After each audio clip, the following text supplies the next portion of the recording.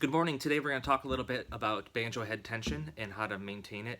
This goes for whether you have a synthetic head, a skin head, a banjo uke, a regular banjo, whatever. The reason I bring it up is I had a customer buy this instrument secondhand, and I think that the instrument sat in the case for a long time, so it did need to have its hardware tightened. But it was tightened over too much and incorrectly, and it actually bent the brass hardware. It pulled the rim segments apart, actually pulled the wood joints apart, and it broke and ruined some hardware and caused damage to the instrument. So to begin with, there is a bolt that goes through the rim, and on his instrument, this one right here, these rim bolts were a little loose, so that when he went to tighten the hook, the rim bolts went like that, and the hooks and nuts went like that, and it caused torque and force that ripped everything apart. But I also think it got over tightened. So how do you know if what's tight enough and what's not? Well, to begin with, your bridge should sit on the banjo head with very little deflection in the top. Not very much, maybe a tiny bit. And when I tap, that's a good pitch for me for knowing that it's tight enough. I might do another quarter turn all around.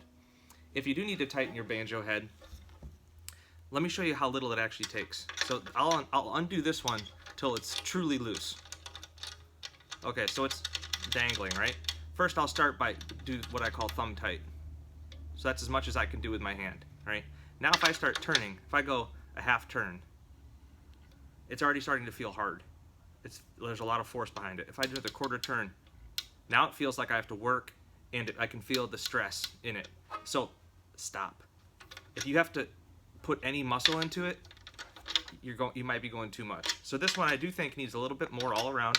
I'm doing like an 1/8 or a 1/16 of a rotation. And this has got a goat skin head, so with changes in temperature and humidity, it might need to be tightened every once in a while. But that's it. You don't need to do multiple turns with this. And if your rim bolts are loose through here, that's just going to complicate things. These need to be tight first, then this. And please put the socket away. You don't need it. This little guy is it.